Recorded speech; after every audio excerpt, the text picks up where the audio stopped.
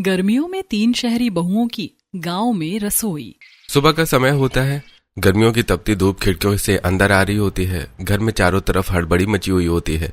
बच्चे स्कूल के लिए तैयार होकर इधर उधर भाग रहे होते हैं। पति ऑफिस के लिए तैयार हो रहे होते हैं और तीनों बहुएं भी जल्दी जल्दी तैयार होकर रसोई की ओर भागती हैं। मम्मी, मेरी टाई कहाँ है? बस आने वाली है। मम्मी, मेरी वाटर बॉटल भर दो जल्दी। मम्मी, मुझे लेट हो रहा है। नेहा, मेरा टिफिन तैयार है। दिव्या, मेरी फाइल कहाँ है? अरे शिल्पा, मेरा लैपटॉप बैग दे दो। तीनों बहुएं जल्दी जल्दी रसोई में पहुंचती हैं। रसोई में घुसते ही दिव्या और शिल्पा सीधे फ्रिज की तरफ जाती हैं। आज तो टाइम ही नहीं है, पास्ता बना देती हूँ जल्दी से, और मैं मैगी बना देती हूँ, बच्चों को वैसे भी पसंद है। दोनों जल्दी जल्दी गैस पर बर्तन चढ़ा देती हैं। वहीं दूसरी तरफ नेहा चुपचाप आटा गूंथने लगती है और सब्जी काटती है। दीदी, बच्चों को ऐसा खाना मत दो, उनकी सेहत पर क्या असर पड़ेगा। अरे मेरी 9 बजे मीटिंग है, मुझे लेट नहीं होना। दीदी, मीटिंग तो मेरी भी है, लेकिन बच्चों का ध्यान रखना भी जरूरी है ना। हम उनके लिए ही तो कमा रहे हैं, पैसों के चक्कर में उनकी सेहत से समझौता नहीं कर सकते। नेहा, तू हर वक्त ज्ञान मत दिया कर, हमें जल्दी निकलना है। दिव्या और शिल्पा जल्दी जल्दी पास्ता और मैगी बनाकर टिफिन में पैक कर देती हैं। वहीं नेहा ताजी रोटी और सब्जी बनाकर टिफिन तैयार करती है। बेटा, सारा लंच खत्म करके आना। ठीक है मम्मी। बच्चे स्कूल के लिए निकल जाते हैं और पति भी ऑफिस चले जाते हैं। कुछ ही देर में घर में सन्नाटा छा जाता है। शाम को गर्मी और दिन भर की भागदौड़ से सब थके हुए घर लौटते हैं। कोई सोफे पर गिरता है, कोई जूते उतार कर बैठ जाता है। दीदी, चलो ना, हम साथ मिलकर खाना बना लेते हैं, थोड़ा थोड़ा काम करेंगे तो जल्दी हो जाएगा। नहीं नेहा, मेरे बस का नहीं है, मेरे पैरों में बहुत दर्द हो रहा है। दीदी, आप तो चलो। नहीं यार, मुझे फाइल्स अरेंज करनी है और एक पीपीटी भी बनानी है, मैं नहीं आ सकती। दोनों सोफे पर बैठकर अपने अपने मोबाइल और लैपटॉप में लग जाती हैं। मैं खाने के लिए ऑर्डर कर रही हूँ, तू बता दिव्या, तुझे भी खाना है? हाँ, मेरे लिए भी कर दे। फिर शिल्पा नेहा की तरफ देखती है। नेहा, तू भी खा ले, क्या बनाएगी अब? नहीं दीदी, मुझे कुछ नहीं चाहिए, मैं खुद बना लूंगी। नेहा चुपचाप रसोई में चली जाती है, गैस जलाती है, सब्जी काटती है और रोटियां बनाना शुरू कर देती है। बाहर सोफे पर दोनों बहुएं मोबाइल में व्यस्त होती हैं। शाम को घर में अजीब सा सन्नाटा फैला हुआ होता है और हर कोई अपने अपने कमरे में होता है। बच्चे अपने कमरे में मोबाइल देखते हुए अकेले खाना खा रहे होते हैं। माता पिता भी अलग अलग बैठे होते हैं। किसी के पास किसी से बात करने का समय नहीं होता। मम्मी, मेरा खाना यहीं दे दो, मैं रूम में ही खा लूंगा। मुझे भी यहीं दे दो, मैं बाद में खा लूंगा। पति पत्नी के बीच भी बातचीत लगभग खत्म हो चुकी होती है। सब अपनी अपनी बिजी लाइफ में उलझे हुए होते हैं। आज बहुत काम था ऑफिस में, लेकिन नेहा अपने छोटे से परिवार को अलग तरीके से संभालती है। वो अपने पति और बच्चों को बुलाती है। सुनो, सबको एक साथ बैठकर खाना खाना चाहिए, तभी तो परिवार में प्यार बढ़ता है। सही कह रही हो। ठीक है मम्मी। तीनों एक छोटी सी टेबल पर साथ में बैठते हैं। नेहा सबको खाना परोसती है। अगली सुबह रसोई में फिर से तीनों बहुएं मौजूद होती हैं। मैं तो शाम का खाना भी अभी बना रही हूँ, मुझसे नहीं होगा शाम को फिर से बनाना। हाँ सही है, ऐसा करते हैं, बच्चों के लिए लंच में भी रात वाली सब्जी रख देते हैं और हम भी वही ले जाएंगे, और ये जो अभी बना रहे हैं शाम को आकर खा लेंगे। वहीं नेहा चुपचाप ताजा खाना बनाती है, खुद भी ताजा खाना पैक करती है और बच्चों के लिए भी। अगले दिन स्कूल में टीचर सभी बच्चों का लंच चेक कर रही होती हैं। ये क्या है, फिर से नूडल्स और पिज्जा? जी मैम। तुम्हारी मम्मी को तुम्हारी सेहत की बिल्कुल भी चिंता नहीं है क्या? हर रोज ये जंक फूड। मैम, हमारी मम्मी काम करती है, उन्हें टाइम नहीं मिलता। ओह अच्छा, तुम्हारी मम्मी ही स्पेशल है, आजकल सबकी मम्मी काम करती हैं। दोनों बच्चों का चेहरा उतर जाता है। उन्हें शर्मिंदगी महसूस होती है। दिन ऐसे ही बीतते रहते हैं। सब अपनी अपनी बिजी लाइफ में लगे रहते हैं। एक दिन बच्चे खुशी खुशी घर आते हैं। मम्मी, आज से हमारी समर हॉलिडे शुरू हो गई है। हाँ मम्मी, अब हमें पढ़ाई के लिए बिल्कुल मत बोलना। तीनों मम्मियां मुस्कुरा देती हैं।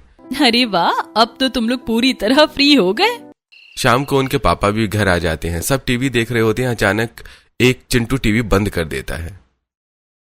अरे बेटा, टीवी क्यों बंद कर दिया? पापा, अब हमारी समर वेकेशन है, हम घूमने चलेंगे, फैमिली टाइम बिताएंगे, बहुत मजा आएगा। अच्छा जी, तुम्हारी छुट्टी पड़ी है, इसका मतलब हमारी भी छुट्टी हो गई। अरे बच्चे कह रहे हैं तो जाना तो पड़ेगा ना, हमें भी थोड़ा ब्रेक मिल जाएगा। हाँ सही है, बताओ कहाँ चलना है? मैं तो सोच रही हूँ किसी पहाड़ी जगह चलते हैं, जैसे ऋषिकेश या नैनीताल, मूड फ्रेश हो जाएगा। पापा, मुझे तो दादा दादी के पास जाना है, बहुत दिन हो गए उनसे मिले। हाँ पापा, मेरा भी मन कर रहा है उनसे मिलने का। हाँ चलो ना, गांव की लाइफ अलग होती है, बहुत मजा आएगा।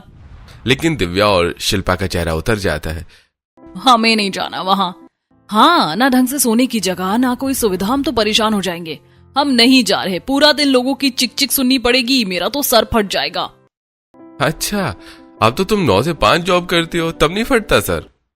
पापा चलो ना दादा दादी के घर, इस बार पूरा वेकेशन वहीं बिताएंगे। चुप रहो, जहाँ हम कह रहे हैं वहीं जाएंगे। हाँ, हमें तो ऋषिकेश ही जाना है। पति थके हुए एक दूसरे को देखते हैं। ठीक है, जहाँ तुम लोगों को जाना है वहीं चलते हैं। नेहा चुप हो जाती है। इन्हें गांव की असली लाइफ के बारे में पता ही क्या है। अगली सुबह तेज धूप के बीच तीनों भाई कंस्ट्रक्शन साइट पर हेलमेट पहने काम कर रहे होते हैं। चारों तरफ मशीनों की आवाज और मजदूरों की हलचल होती है।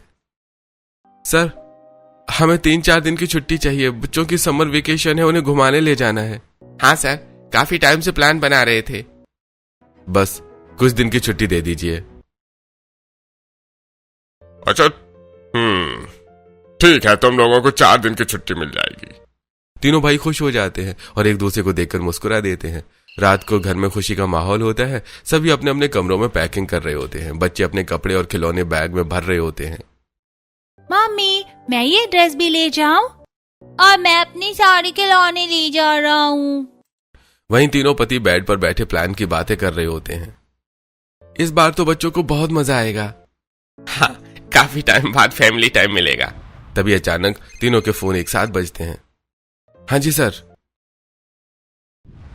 राघव, जो छुट्टी तुम्हें मिली थी ना, वो वापस लेनी पड़ेगी। तुम्हें उदयपुर की नई कंस्ट्रक्शन साइट पर भेजा जा रहा है। वहां कुछ वर्कर काम छोड़कर भाग गए हैं, बहुत अर्जेंट है। लेकिन सर, मैंने तो छुट्टी ली थी, मैं इतनी जल्दी कैसे आ जाऊंगा? प्लीज समझो, ये इमरजेंसी है। बाकी दोनों भाइयों के पास भी ऐसे ही कॉल आते हैं। यार, अब तो उदयपुर जाना पड़ेगा। सारा प्लान खराब हो गया। उनकी बातें सुनकर पत्नियां भी आ जाती हैं। अरे यार, नैनीताल का प्लान था ना, ये क्या हो गया अब? तभी नेहा का बेटा खुशी से बोल पड़ता है।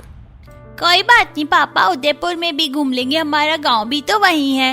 हाँ, इस बार गांव की गर्मियों का मजा लेंगे। दिव्या और शिल्पा एक दूसरे की तरफ देखते हैं और मुंह बना लेते हैं। मतलब फिर से गांव जाना पड़ेगा? तुमने तो सीधा गांव का प्लान बना दिया। अगली सुबह पूरा परिवार बैग लेकर तैयार होता है। यार, जो टिकट कराई थी उसे कैंसिल कर दो, कुछ तो रिफंड मिल जाएगा। हाँ, सही है। बच्चे खुशी से उछलते हैं। अब हम कहाँ जा रहे हैं? अब हम उदयपुर जा रहे हैं, दादा दादी के पास। तीनों बच्चे खुशी से कूद पड़ते हैं। ये! लगता है इस बार हमें गांव जाना लिखा ही था। कुछ ही घंटों बाद सभी गांव पहुंच जाते हैं। सामने एक बड़ा सा घर होता है, बीच में खुला चौक, बाहर बड़ा सा गार्डन जिसमें सब्जियां लगी होती हैं और एक तरफ बड़ा नीम का पेड़ जिसके नीचे बैठने की जगह बनी होती है। जैसे ही गाड़ी घर के बाहर रुकती है, सब लोग बाहर आ जाते हैं। अरे, आ गए मेरे बच्चे। अरे, कितने दिनों बाद आए हो। तीनों बच्चे दौड़ते हुए दादी के गले लग जाते हैं। हमें आपकी बहुत याद आ रही थी। चाची मधु भी तीनों बहुओं को गले लगा लेती हैं। आओ बहुओं, कैसे हो तुम सब? चाची तीनों बच्चों की आरती करती हैं। आओ मेरे बच्चों, इस बार तुम्हें 1 महीने से पहले कहीं नहीं जाने दूंगी। इस बार तो हम दादा दादी का पूरा दिमाग खा जाएंगे और आपको भी बहुत परेशान करेंगे। सब लोग उनकी बात सुनकर हंस पड़ते हैं। नेहा मुस्कुराते हुए चाची से कहती है। चाची, अच्छा हुआ इन तीनों भाइयों का काम यहीं उदयपुर में लग गया, नहीं तो इस बार भी हम पहाड़ों पर ही जाते। अरे चलो, कम से कम इसी बहाने तुम लोग आ तो गए। हाँ मम्मी जी। तीनों बहुएं आगे बढ़कर सास ससुर के पैर छूती हैं और घर में एक बार फिर से रौनक लौट आती है। शाम को लगभग 4-5 बज रहे होते हैं। हल्की हल्की हवा चल रही होती है और आंगन में सब लोग बैठे होते हैं। तभी चाची मधु मुस्कुराते हुए तीनों बहुओं को बुलाती है। चलो बहुओं, आज तुम तीनों को गांव की असली सैर कराती हूँ। खाना बनाने के लिए लकड़ियां भी लेकर आएंगे। चलिए चाची। जंगल में? चलो देखते हैं। सभी जंगल की तरफ निकल पड़ते हैं। बच्चे भी उनके साथ दौड़ते भागते जा रहे होते हैं। चारों तरफ हरियाली और ठंडी हवा का माहौल होता है। ये तो बहुत मजेदार है। बच्चे छोटी छोटी लकड़ियां उठाते हैं। तीनों बहुएं भी लकड़ियां इकट्ठा करती हैं। फिर मधु एक चुन्नी निकालती है और उसमें सारी लकड़ियां बांध देती है। लो बहू, ऐसे सिर पर रखकर ले जाते हैं। तीनों बहुएं थोड़ी मुश्किल से लकड़ी का गट्ठा सिर पर रखती हैं और वापस घर की तरफ चल पड़ती हैं। अरे भाई, ये तो ट्रेजर हंट जैसा लग रहा है। हाँ, शहर में तो ऐसा कुछ करने को मिलता ही नहीं। बेटा तुमने गांव अभी देखा ही कहाँ है, गांव की गर्मी सबसे बेस्ट होती है। घर पहुंचकर सभी लोग रसोई में जुट जाते हैं। चूल्हा जलाया जाता है और तीनों बहुएं चाची के साथ बैठकर खाना बनाने लगती हैं। दिव्या फूकनी से आग को हवा दे रही होती है, तभी सारा धुआं उसके और शिल्पा की आंखों में चला जाता है। अरे ये क्या है? वो फूकनी नीचे फेंक देती है। ये सब क्या है? मेरी आंखें तो जल गईं। घर में गैस नहीं है क्या? बेटा यही तो असली मजा है। तुमने महसूस किया? यहाँ पर तुम्हें गर्मी बिल्कुल नहीं लग रही होगी। चाची आपको लग रहा होगा, हमें तो बहुत गर्मी लग रही है। तभी दरवाजा खुलता है और चाचा अंदर आते हैं। उनके हाथ में पानी से भरी बाल्टी और उसमें ढेर सारे आम होते हैं। अरे मेरे तीनों बंदर अरे देखो मैं तुम्हारे लिए क्या लाया हूँ, गर्मियों का राजा आम। वाह बाबा, मजा आ जाएगा। आपने तो कमाल कर दिया। दीजिए मैं इन्हें ठंडा कर देती हूँ। थोड़ी देर बाद सब लोग आंगन में बैठकर आम काटते हैं और साथ में खाना खाते हैं। माहौल में हंसी खुशी गूंज रही होती है। वाह कितना मजा आ रहा है यहाँ। आज पहले ही दिन इतना मजा आ गया तो 1 महीने में तो बहुत मजे करेंगे। ज्यादा खुश मत हो, हॉलीडे होमवर्क भी करना है। रात को सभी अपने अपने कमरों में सोने की तैयारी कर रहे होते हैं। शिल्पा हाथ का पंखा चलाते हुए ऊपर देखती है। अरे यार यहाँ तो पंखा ही नहीं है, सोएंगे कैसे? मेरे तो हाथ ही दुख जाएंगे। पता नहीं यार हम यहाँ आए ही क्यों, मेरा तो दिमाग खराब हो गया है। तभी चाची मधु कमरे में आती है। चलो बेटा सब छत पर जा रहे हैं, यहाँ का असली पंखा ऊपर चलता है। सभी लोग अपनी अपनी खाट, चादर और तकिया लेकर छत पर पहुंचते हैं। ऊपर ठंडी हवा चल रही होती है, आसमान में तारे चमक रहे होते हैं। मधु हाथ में पानी का लोटा लेकर छत पर छिड़काव करती है ताकि और ठंडक हो जाए। चारों तरफ खाट बिछी होती है। बुजुर्ग एक तरफ बैठे बातें कर रहे होते हैं, बच्चे हंसी मजाक कर रहे होते हैं। जब हम तुम्हारी उम्र के थे ना, हम भी ऐसे ही अपने दादी बाबा के पास आते थे और खूब मजे करते थे। दादी हम भी तो वैसे ही मजे कर रहे हैं। सभी लोग खाट पर लेट जाते हैं और कोई हाथ के पंखे से हवा कर रहा होता है, कोई तारे गिन रहा होता है। पूरा माहौल खुशियों से भरा होता है।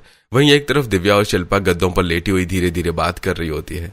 ये क्या है यार, छत पर सोना, ऊपर से इतने मच्छर। पता नहीं इन लोगों को क्या मजा आता है इसमें। दूसरी तरफ नेहा खुले आसमान के नीचे लेटी हुई ठंडी हवा का आनंद ले रही होती है। यही तो असली जिंदगी है। वहाँ शहर में हम पूरे दिन बिजी रहते हैं और परिवार को ही भूल जाते हैं। यहाँ कितना सुकून है, ऐसा लग रहा है जैसे सारी थकान खत्म हो गई। नेहा के चेहरे पर सुकून और खुशी साफ दिखाई दे रही होती है, जबकि दिव्या और शिल्पा उसे देखकर चिढ़ा रही होती हैं। देख इसे कैसे एंजॉय कर रही है, जैसे रोज गांव में ही रहती हो। ठंडी हवा, तारे भरा आसमान और परिवार की हंसी, इस माहौल में नेहा दिल से खुश होती है और बाकी दोनों बहुएं धीरे धीरे नींद में चली जाती हैं। अगली सुबह हल्की हल्की धूप की किरणें छत पर सोए सभी लोगों के चेहरों पर पड़ रही होती हैं। ठंडी हवा चल रही होती है। नेहा सबसे पहले उठ जाती है और चारों तरफ देखती है। सब लोग अभी भी सो रहे होते हैं। तभी चाची मधु उठकर दिव्या और शिल्पा को जगाने लगती हैं। चलो बहुओं उठो, सूरज सर पर चढ़ गया, 5 बज गए। क्या? अभी तो 5 बजे हैं। चाची कम से कम 9 बजे तक तो सोने दो। अरे यहाँ 5 बजे के बाद कोई नहीं सोता, चलो उठो जल्दी। मधु ने लगभग जबरदस्ती उठा देती है। तीनों बहुएं नींद में ही उठती हैं और नीचे चली जाती हैं। नीचे आंगन में पहुंचते ही मधु उनके हाथों में मटके थमा देती हैं। लो बहुओं जाओ पानी भर कर लाओ, तब तक मैं तुम्हारे लिए चाय बनाती हूँ। तीनों बहुएं सिर पर मटके रखकर धूप में निकल पड़ती हैं। ये क्या ड्रामा है, पानी लेने के लिए भी हमें इतना दूर जाना पड़ता है। सही बोल रही हो, मैं तो बहुत तंग आ गई हूँ। इस गांव में एकदम बोर हो गई। अरे दीदी इसमें ही तो मजा है। क्या आपका 24 घंटे लैपटॉप चलाने का ही मन करता है? तुम्हें गर्मी नहीं लग रही? ऐसे बोल रही हो जैसे रोज गांव में ही रहती हो। हाँ मैं रोज गांव में नहीं रहती, लेकिन ये हमारी जड़ है, हमारी संस्कृति है। अगर इससे नहीं जुड़ेंगे तो जिंदगी में मजा ही क्या। दिव्या पसीना पोंछते हुए चुप हो जाती है। मेरा तो दिमाग ही खराब हो गया इस गर्मी में। तीनों कुएं से पानी भरती हैं और मटके को लेकर वापस घर लौट आती हैं। घर पहुंचते ही मधु उन्हें गर्मा गर्म चाय देती है। चाची इतनी गर्मी में चाय? अरे पीकर तो देखो, मजा आ जाएगा।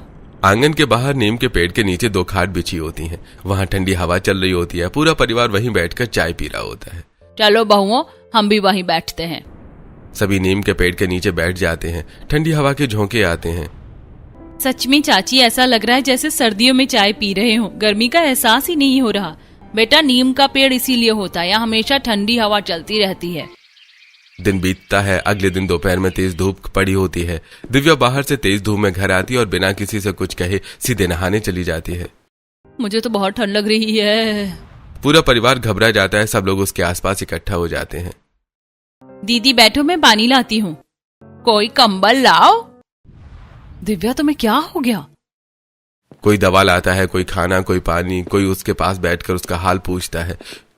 कोई भी उसे एक सेकंड के लिए अकेला नहीं छोड़ता। दिव्या सबको देखती है, उसकी आंखों में भावुकता आ जाती है। उसे याद आता है एक दिन शहर में उसे तेज बुखार हुआ था। वो घर में अकेली थी, बिस्तर पर बड़ी कांप रही थी, उठने की भी ताकत नहीं थी। कोई है? वो दवाई लेने उठती है लेकिन चक्कर खाकर जमीन पर गिर जाती है।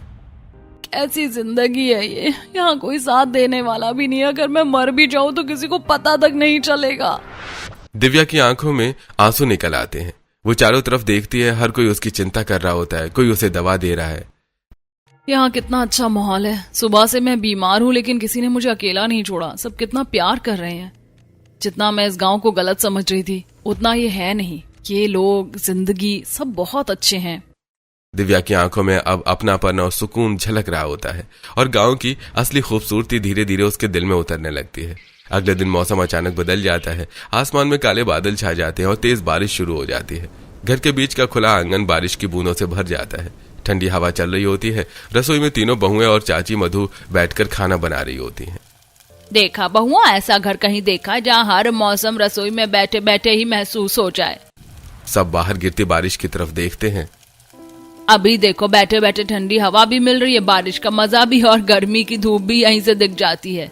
हाँ चाची, सच में कितना अच्छा लग रहा है। बारिश कितनी सुंदर लग रही है खाना बनाते बनाते। ऐसा मजा शहर में कहाँ मिलता है।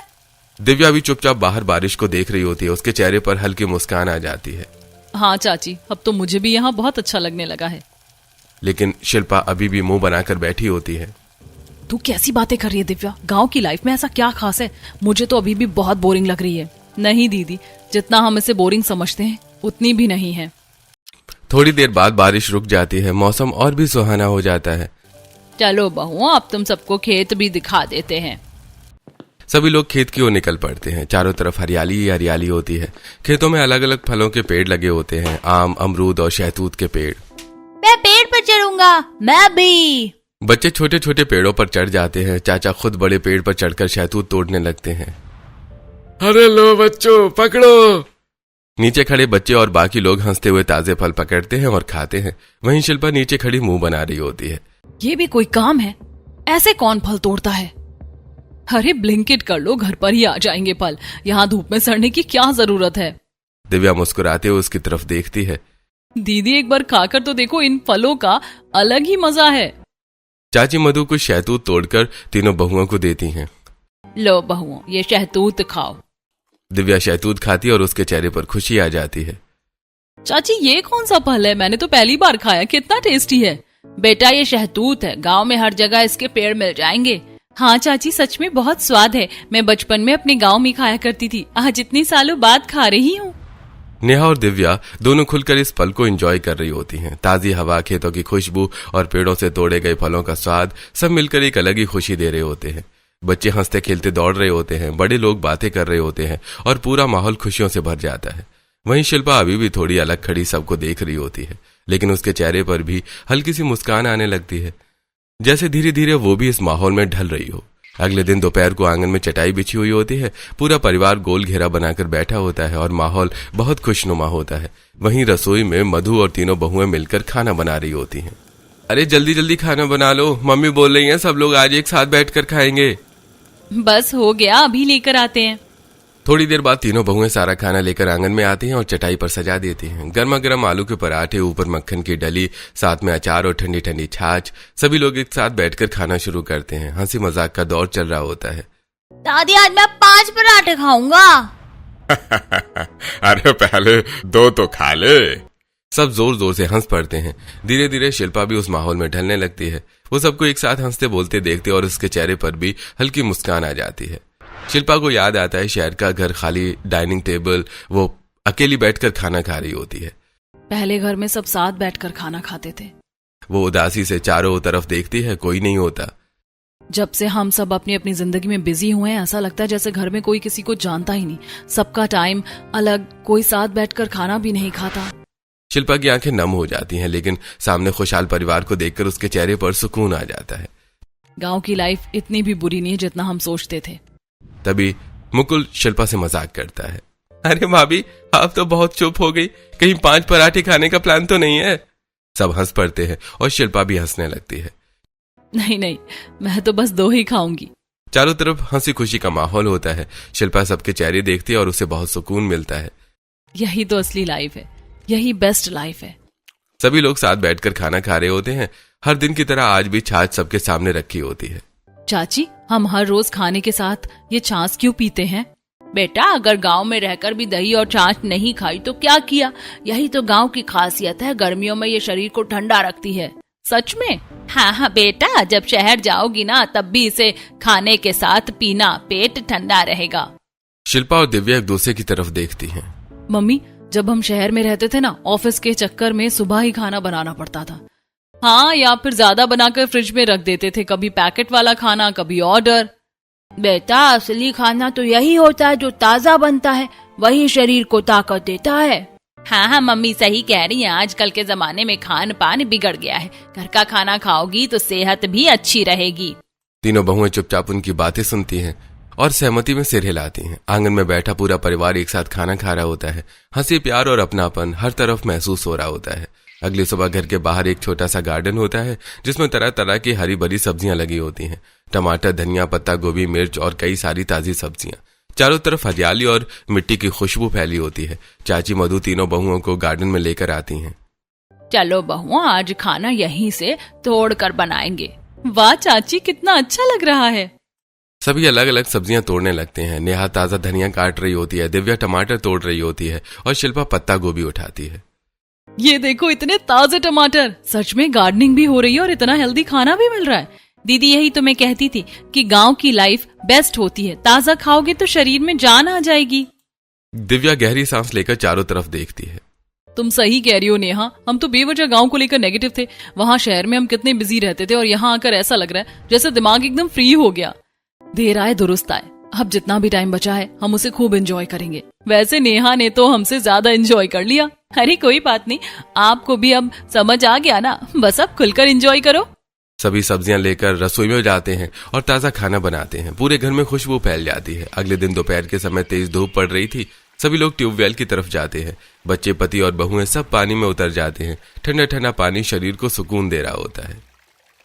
ये तो बहुत मजेदार है, मैं तो यहीं रह जाऊंगा। अरे वाह, ये तो स्विमिंग पूल से भी ज्यादा अच्छा है। हाँ, और यहाँ तो फ्री में सनबाथ भी मिल रहा है। बेटा, ये गांव का देसी स्विमिंग पूल है। सब लोग खूब हंसते हैं और पानी में खेलते हैं। चारों तरफ खुशी का माहौल होता है। अगले दिन रात से सुबह तक बिजली नहीं आती, लेकिन इसके बावजूद सब लोग परेशान नहीं होते। सभी पेड़ के नीचे खाट पर बैठे होते हैं। चारों तरफ हरियाली और ठंडी हवा चल रही होती है। वहीं बैठकर सब लोग खाना खा रहे होते हैं। मम्मी, बिजली कब तक आएगी? बेटा, यहाँ तो कभी कभी 4-5 दिन तक भी नहीं आती। गर्मियों में तो यही हाल रहता है। लेकिन बिल्कुल भी ऐसा नहीं लग रहा है कि गर्मी है। यही तो गांव की ताजी हवा है। बच्चे इधर उधर दौड़ रहे होते हैं, खेल रहे होते हैं और बहुत खुश नजर आते हैं। हम तो यहाँ बहुत खुश हैं। मेरा तो मन ही नहीं कर रहा वापस जाने का। काश हम यहीं रह पाते। तीनों बहुएं बच्चों को देखकर मुस्कुराती हैं। उनके चेहरे पर अब सुकून और खुशी साफ दिखाई दे रही होती है। शहर की भागदौड़ से दूर गांव की सादगी और अपनापन अब सबके दिल में बस चुका होता है। रात को घर के कमरे में हल्की हल्की रोशनी जल रही होती है। तीनों बहुएं अपने अपने बैग खोलकर पैकिंग कर रही होती हैं, लेकिन इस बार उनके हाथ धीमे चल रहे होते हैं। चेहरे पर खुशी नहीं बल्कि हल्की उदासी होती है। यार, मन ही नहीं कर रहा यहाँ से जाने का। सच में अभी तो लगा था जैसे आए ही हैं। देखो, यही तो गांव की खासियत है, जो एक बार आ जाता है उसका दिल यहीं रह जाता है।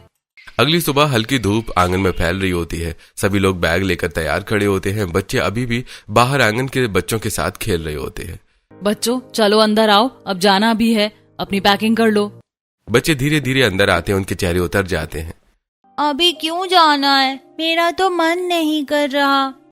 बच्चे चुपचाप अपने बैग पैक करने लगते हैं। थोड़ी देर में सब जाने के लिए तैयार हो जाते हैं। आंगन में पूरा परिवार इकट्ठा होता है। तीनों बहुओं की आंखों में आंसू आ जाते हैं। मम्मी, हमारा यहाँ से जाने का बिल्कुल भी मन नहीं कर रहा। दीदी, जब आ रहे थे तब तो आपका आने का मन नहीं कर रहा था और अब जाने का मन नहीं कर रहा। सब हल्का सा मुस्कुरा देते हैं। सच में अब तो यहाँ मन लग गया है। गांव की लाइफ बहुत अच्छी लगने लगी है। कमला देवी प्यार से उनके सिर पर हाथ फेरती है। कोई बात नहीं बेटा, फिर से आ जाना, जब सर्दियों की छुट्टी पड़े तब आ जाना। तीनों बहुएं झुककर बड़ों के पैर छूती हैं, सब उन्हें गले लगाते हैं। बच्चे दादा दादी से लिपटकर रोने लगते हैं। दादी, हमें आपकी बहुत याद आएगी, हम फिर जल्दी आएंगे।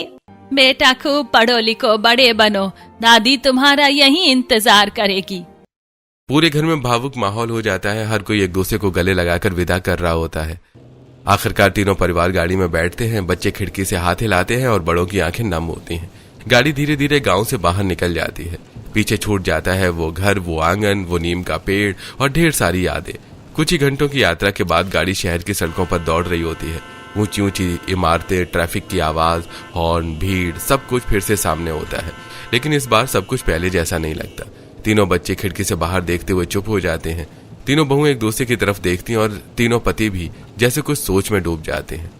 जैसे ही गाड़ी उनके अपार्टमेंट के नीचे रुकती है, सब धीरे धीरे उतरते हैं। पहले जहां शहर लौटकर सबको राहत मिलती थी, आज वही शहर थोड़ा अजनबी सा लग रहा होता है। घर का दरवाजा खुलता है, सब अंदर आते हैं, लेकिन पहले जैसा शोर शराबा नहीं होता। हर कोई अपने अपने कमरे की तरफ बढ़ जाता है। लेकिन इस बार टीवी नहीं चलता, मोबाइल भी किसी के हाथ में नहीं होता, बस एक अजीब सी खामोशी होती है। अजीब लग रहा है ना? हाँ, जैसे कुछ पीछे छूट गया हो। सिर्फ कुछ नहीं, बहुत कुछ। अगली सुबह अलार्म बजने से पहले ही तीनों बहुएं उठ जाती हैं। वो वही घर है, वही रसोई, लेकिन आज कुछ अलग होने वाला है। शिल्पा सबसे पहले किचन में जाती है, फ्रिज खोलती है, लेकिन इस बार वो कोई पैकेट नहीं उठाती। वो ताजी सब्जियां निकालती है, आटा गूंथती है, गैस जलाती है। धीरे धीरे दिव्या और नेहा भी आ जाती हैं। आज तो जल्दी उठ गई तुम। गाँव से यही सीख कर आई हूँ, ताजा खाना बनाना चाहिए। मम्मी कहती है ना, असली खाना वही होता है जो ताजा बने। अब रसोई में मैगी या पास्ता नहीं बन रहा है, बल्कि ताजा खुशबू फैल रही होती है। नेहा पनीर टिक्का बना रही होती है, दिव्या ढेर सारी सब्जियां वाला पराठा और शिल्पा बच्चों के लिए हेल्दी टिफिन तैयार कर रही होती है। मैंने चिंटू के लिए पनीर टिक्का बनाया है और मैंने फुल वेजिटेबल पराठा, और आज से कोई पैकेट वाला खाना नहीं। बच्चे किचन में आते हैं और खाने की खुशबू से ही खुश हो जाते हैं। मम्मी, आज तो बहुत अच्छा खाना है, ये तो गांव जैसा खाना लग रहा है। तीनों बहुएं एक दूसरे की तरफ देखती हैं और हल्का सा मुस्कुरा देती हैं। पति ऑफिस के लिए निकलते हैं, बच्चे स्कूल चले जाते हैं, लेकिन इस बार सबके चेहरे पर सुकून होता है। शाम को सब घर लौटते हैं। थकान तो पहले जैसी ही होती है, लेकिन इस बार चलो आज साथ में खाना बनाएंगे। हाँ, जल्दी हो जाएगा और मजा भी आएगा। तीनों मिलकर रसोई में काम करती हैं। कोई सब्जी काट रहा है, कोई रोटी बना रहा है। कुछ ही देर में खाना तैयार हो जाता है। इस बार सब लोग डाइनिंग टेबल पर एक साथ बैठते हैं। कोई अपने कमरे में नहीं जाता, कोई मोबाइल नहीं उठाता। अरे आज तो पूरा परिवार एक साथ बैठा है। अरे गांव का असर है। सब हंसते हैं और साथ बैठकर खाना खाते हैं। खाना खाते खाते बात गांव की तरफ मुड़ जाती है। यार, गांव की बहुत याद आ रही है। सच में ऐसा लग रहा है अभी जाकर खाना खाऊं वहां पे। वहां की रसोई, वो चूल्हा, वो छाछ।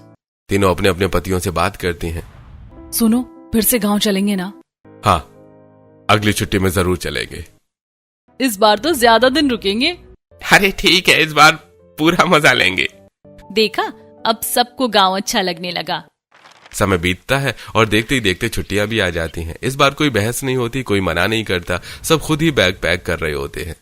इस बार हम फिर दादी के पास जा रहे हैं, इस बार तो ज्यादा दिन रुकेंगे। जैसे ही गाड़ी गांव पहुंचती है, वहीं घर, वही आंगन, वही नीम का पेड़, लेकिन इस बार सब कुछ और भी अपना लग रहा होता है। अरे तुम लोगों का तो यही मन लग गया है लगता है। इस बार सब पहले से भी ज्यादा खुलकर जीते हैं। खाना बनता है, सब साथ बैठकर खाते हैं, हंसी मजाक चलता है। सच में यही बेस्ट लाइफ है। यहाँ दिल को सुकून मिलता है और यही असली खुशी है।